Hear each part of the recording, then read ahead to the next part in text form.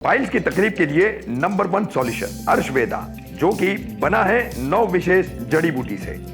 2 capsule सुबह और 2 capsule शाम को, 2 दिन में मिलेगा आराम। अर्शवेदा अवेलेबल है आपके नजदीकी मेडिकल स्टोर पे। ज्यादा जानकारी के लिए दिए गए कॉन्टैक्ट नंबर पर संपर्क करें।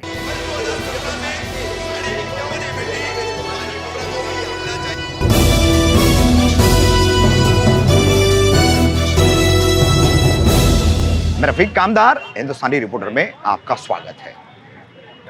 छठ पूजा से लेकर के मुमरा गौसा में राष्ट्रवादी कांग्रेस पार्टी और भारतीय जनता पार्टी की एक अकेली नेत्री रीदा रशीद, इनके बीच जो राजनीतिक जंग छिड़ी हुई है, अब उसका एक नया अध्याय आज यहाँ मुमरा के पुलिस स्टेशन से सटे भारत रत्न डॉक्टर बाबा साहेब अम्बेडकर चौक से शुरू हुआ है।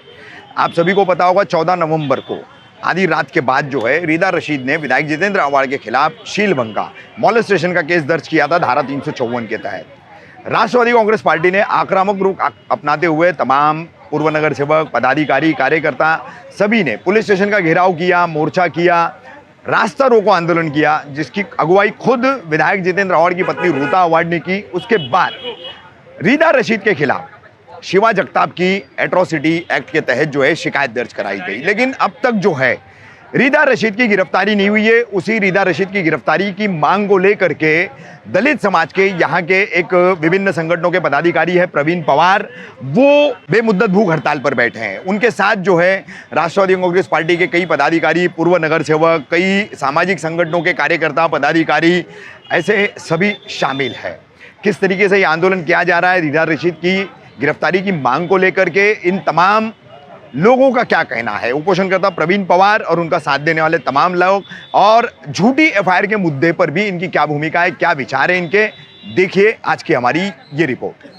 प्रवीण जी, आज ये आप यहाँ पर उपोषण पर बैठे हैं, दलित समाज के बिहाफ पे बैठे हैं, और काफ़ी सारे राष्ट्रवादी के पदाधिकारी, पूर्व नगर सेवक वगैरह भी आपके समर्थन में यहाँ पर है। मुद्दा है रीदा रशीद की गिरफ्तारी का, और आप लोग नारे लगा रहे हैं पुलिस की दादागिरी नहीं चलेगी। तो क्या पुलिस ने दादागिरी की है इस पूरे मामले में? किस तरीके से पुलिस का रवैया रहा है, उस पर सबसे पहले क्या कहेंगे आप? हमारे भाइयों को, भाई शिवा जगताप को मंदिर से बाहर जाने के लिए रीदा रशीद कहती है, ये पूरी वीडियो पूरा महाराष्ट्र देख चुका है। फिर भी पुलिस प्रशासन हमारी एफआईआर तक नहीं ले रही थी। एट्रोसिटी के कायदे अंतर्गत ऐसा कहा जाता है कि जब फिरियादी आता है तो फिरियादी को बिठाकर पहले एफआईआर लेनी चाहिए, पर हमको 12 से 13 घंटा आंदोलन करना पड़ा पुलिस स्टेशन के बाहर रात में।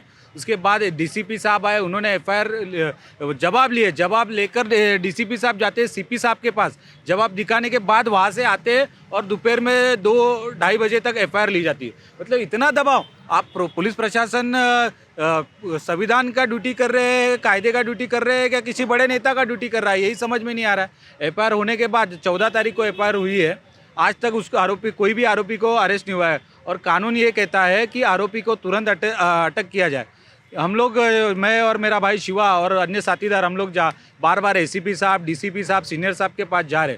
उन्होंने उसको रीदा रशीद और उसके साथियों को, आरोपियों को 3 से 4 दिन बाद नोटिस इशू किया, और हम लोग जाते तो सिर्फ इतना कहते हैं कि तपास चालू है, हम सब देखेंगे, प्रोसेस करेंगे, वो हिसाब से करेंगे, पर अटक कोई भी हो नहीं रही है। तो हमारा तो साफ आरोप है कि पुलिस प्रशासन ये पुलिस की ड्यूटी ना करते हुए बड़े नेताओं की ड्यूटी कर रहे हैं।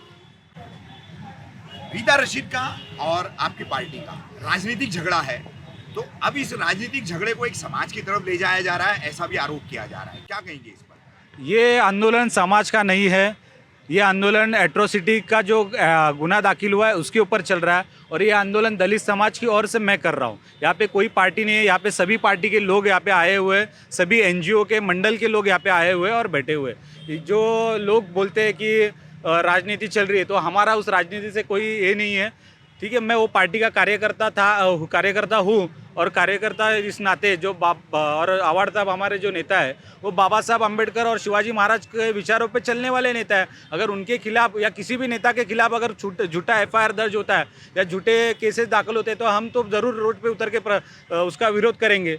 और ये जो आंदोलन है, ये किसी पार्टी का आंदोलन नहीं है, ये दलित समाज का आंदोलन है, और आरोपियों को अरेस्ट किया जाए इसलिए ये आंदोलन है। प्रवीण जी, बुरा मत मानिएगा, आपने झूठे एफआईआर का यहाँ पर उल्लेख किया है, तो कहीं ना कहीं आप भी इसी शहर के हैं, तो मुमरा पुलिस स्टेशन की एक परंपरा रही है झूठे एफआईआरों को लेकर के।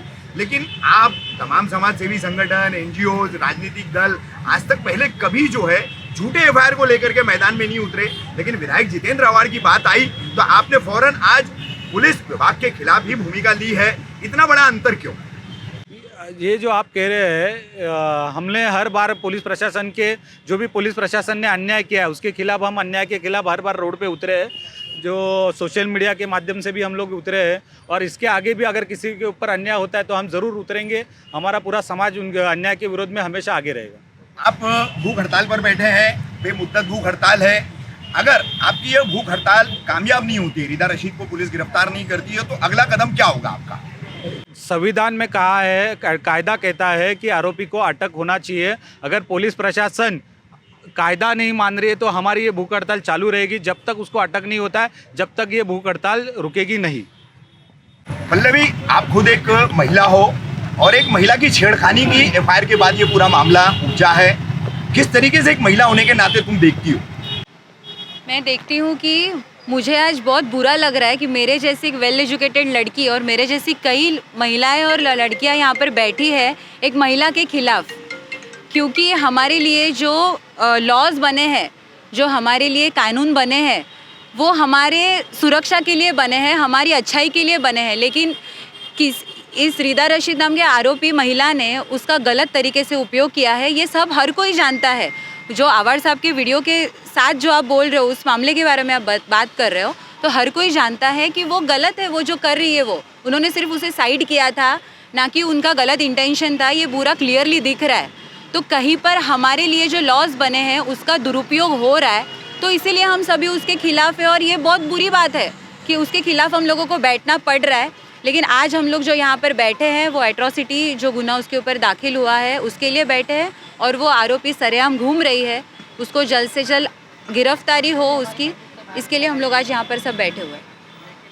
अभी तक आप लोगों का आरोप है कि पुलिस गिरफ्तार नहीं कर रही है, रिदा रशीद को देरी कर रही है। ऐसी ही देरी होती रही तो आगे क्या? ये हमारे हक के लिए हम बैठे हैं, अन्याय के खिलाफ बैठे हैं। देखिए, बुराई की कभी ना कभी अच्छाई की जीत होती है बुराई के सामने। तो बाबा साहब ने हमें जो संविधान में हक दिया है उसी रास्ते पर हम चलेंगे। हमें ये आंदोलन का हक उन्हीं ने दिया है, अनशन का हक उन्हीं ने दिया है। जब तक हमारे साथ न्याय नहीं होता है तब तक हम यहाँ से उठेंगे नहीं, अनशन जारी रहेगा।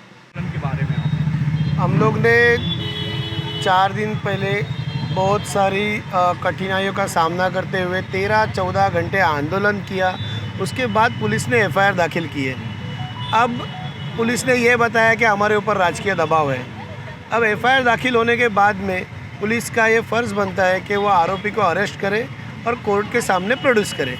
तो बस हमारा यही कहना है कि आप आपके काम में कहीं कम पड़ रहे हो तो आप आरोपी को अरेस्ट करो और पुलिस कोर्ट के सामने उनको प्रेजेंट करो। लेकिन ये नहीं कर रहे क्योंकि इनके ऊपर राजकीय दबाव है। तो ये राजकीय दबाव इसके लिए है कि मुमरा का जो हमारे माहौल है वो ख़राब करने की कोई साजिश चल रही है। और ये रिदा रशीद नाम की जो महिला है ये मुमरा में रहती ही नहीं है, तो ये कुछ मोहरा बन के आई हुई है किसी के थ्रू। अब ये माहौल ख़राब करेंगे और ये चले जाएंगे।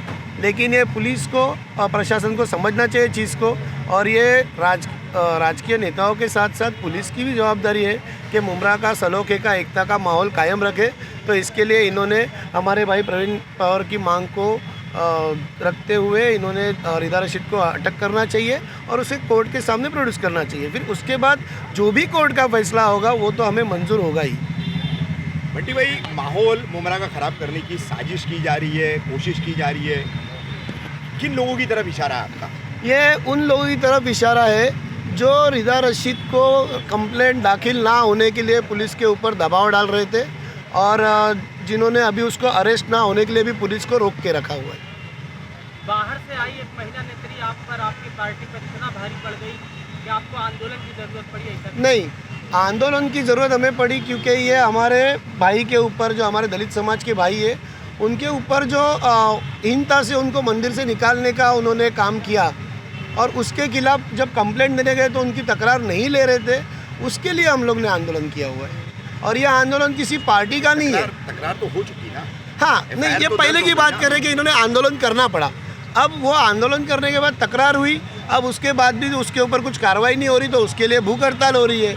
तो हम जो भी बाबा साहेब अम्बेडकर के मार्गदर्शन से जो पूरा कायदा और न्याय व्यवस्था बनी हुई है, चल रही है, हम उसी का सहारा लेके जो जायज़ मांगे हमारी रख रहे और वो पुलिस ने पूरी करनी चाहिए।